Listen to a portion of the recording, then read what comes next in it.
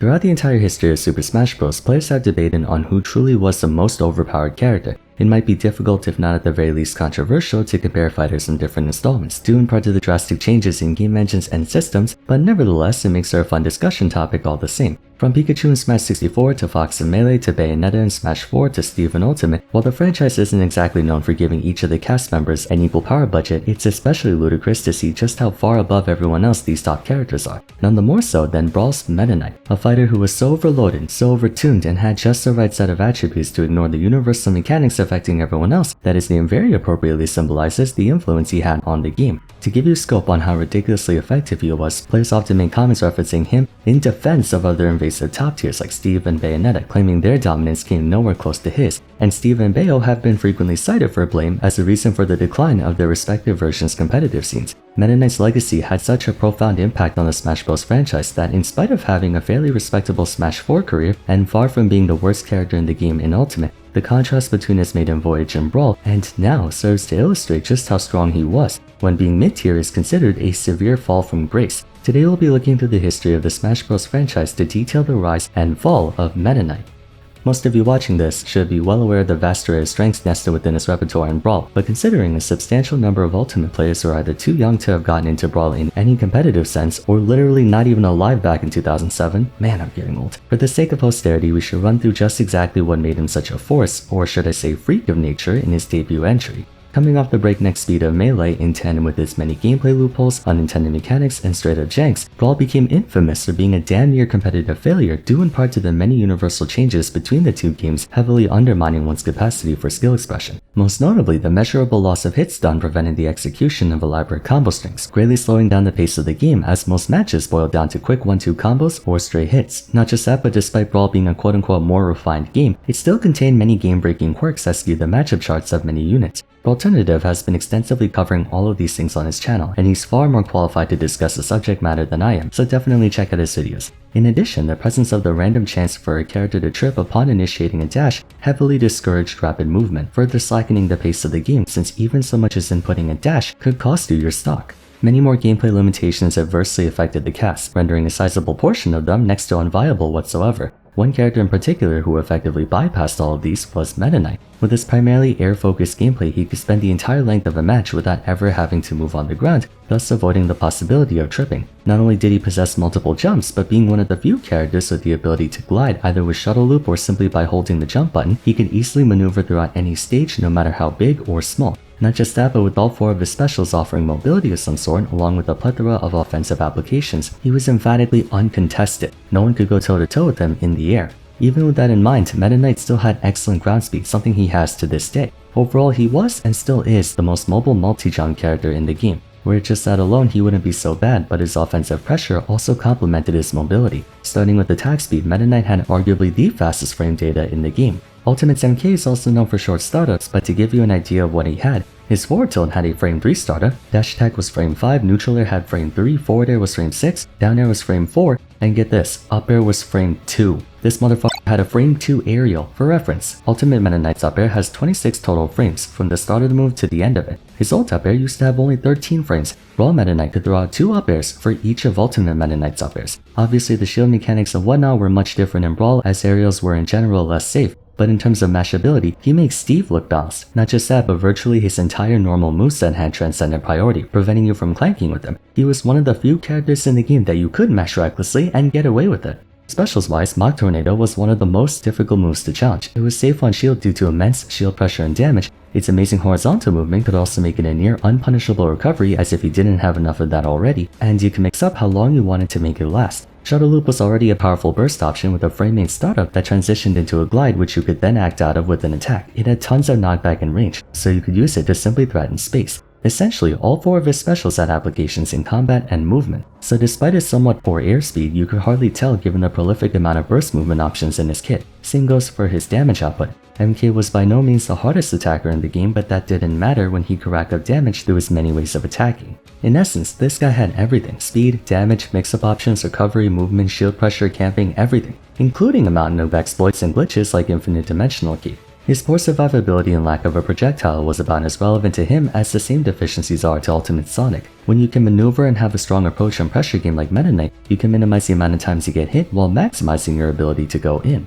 Now, what really made him stand out over the best characters in other Smash titles is not so much what he had, but rather the competition's inability to respond to it. On my Smash and League channel, a point I like to emphasize is that it's rarely the strength of something that determines whether or not it's healthy for the game. Rather, there's an adequate amount of accessible and efficient ways to respond to it. 64 Pikachu, Melee Fox, Smash 64 Bayo, Ultimate Steve, they're without question the best characters of their respective games, but even they have matchups that prove to be a challenge for them, if not outright disadvantageous. Since this channel mostly covers Ultimate, let's quickly draw a parallel to Steve. Steve is colloquially regarded as the strongest character in the game, but he's by no means invincible. Even now as I speak, a wide number of players and their respective characters have proven to go toe-to-toe with him at the very least. Comparatively, Brawl's Meta Knight doesn't have a single losing matchup. Quite the opposite, barring Pikachu, the only character with a quote-unquote even matchup, Meta Knight has almost entirely +3s and +4s. That's how staggering the gap was between him and the competition. You could debate whether, for example, Smash 4 Bayo on release could go toe-to-toe with him if we ported Brawl Meta Knight into Smash 4, but in the context of just Brawl, he was so dominant that at times it felt like the only person who could beat Meta Knight was another Meta Knight. When Smash 4 came around in 2014, whether or not he would get nerfed was a foregone conclusion. He most certainly did, not only in terms of his own internal kit, but also through changes in between Brawl and Smash 4's engines. For one, gliding was removed altogether, undercutting a huge contributing factor to his air superiority. In line with this, Shuttle Loop was changed to no longer sequence into a glide, instead just being an upwards ascent. While this did make it a veritable kill option off the top, the loss of air movement was without question a net nerf. Across the board, his toolkit was measurably reduced in efficiency, whether in regards to hitboxes, frame data, active frames, damage, what have you. Back in Brawl, it felt almost like he was designed by a completely separate person than the other 37 characters, almost as if the developer gave Meta Knight's balancing to his kid, who then decided his superpower is that he has all superpowers. Smash 4 Meta Knight feels like he was given a similar power budget as other members of his category. The main thing pulling him down to earth is that his moves actually have end lag for a change. Most of them kept their fast startup, but you can no longer mash like 5 aerials in a short hop like you used to. Furthermore, he completely lost all semblance of transcendent priority on his grounded normals. Aerials don't clank, so obviously they're the same.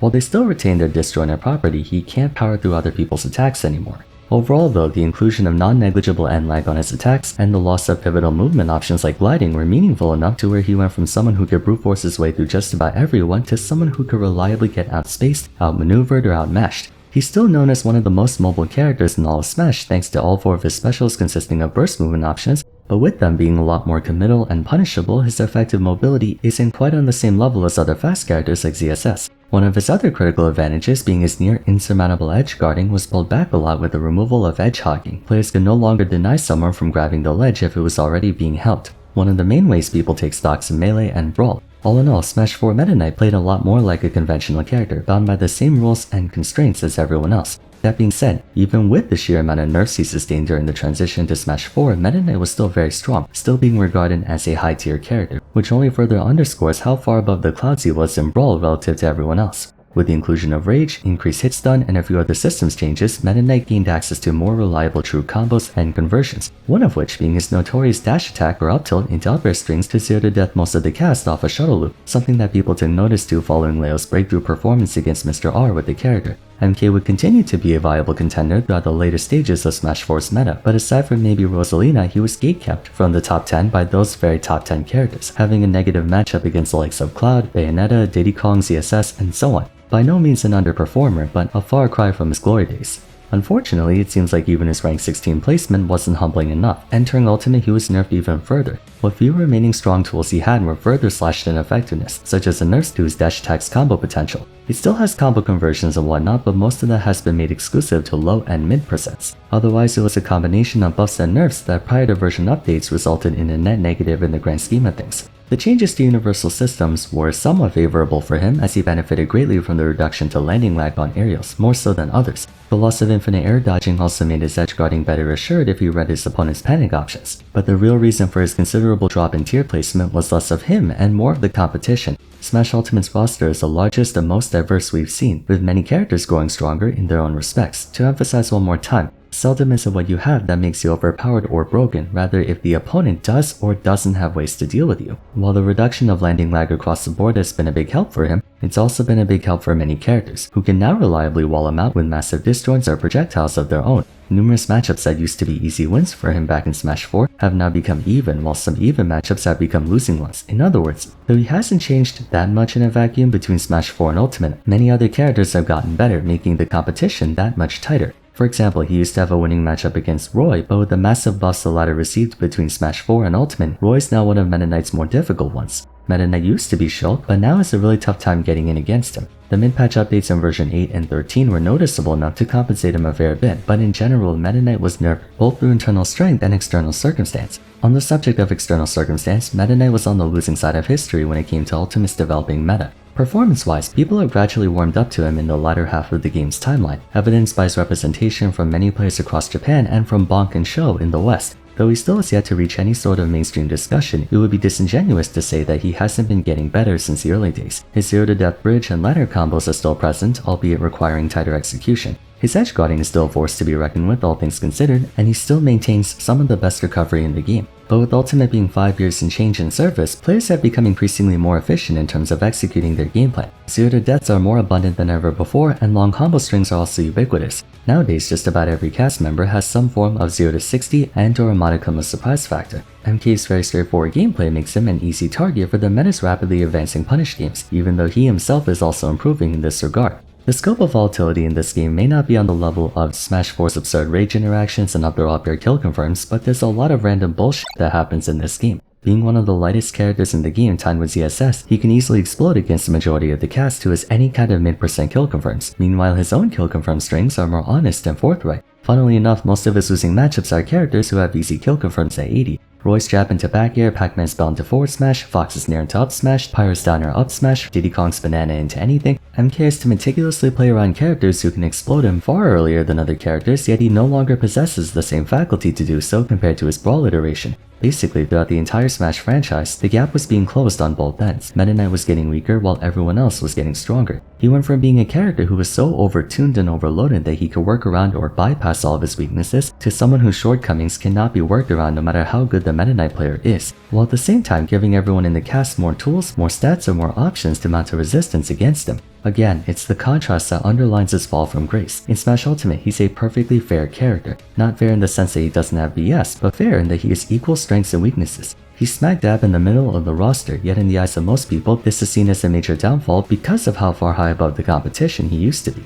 Part of me thinks the legacy Meta Knight left behind will permanently haunt him for the rest of his career. When we eventually receive a new Smash game, if he stays with the cast, he'll either be nerfed again, or stay where he is. I sincerely doubt they'll ever entertain the thought of letting him back to high tier or above after the mountain of corpses he left behind in Brawl, but I guess we'll just have to wait until then. I hope you guys enjoyed today's video. It was an interesting change of pace for me. I generally don't talk much about Brawl or the older games because I wasn't part of the competitive scene back then, but I do suppose every once in a while it's fun to look back and see how much has changed. Feel free to share your thoughts on Meta Knight in the comments down below, especially if you think he deserves a second chance or not. For now, if you enjoyed the video, it would be great if you left a like and subscribed. Consider following me on Twitter at Vars, joining my Discord server, and checking out my other Smash Ultimate discussions if you haven't yet. But till next time, thanks so much for watching, and I look forward to seeing you again soon. Take care.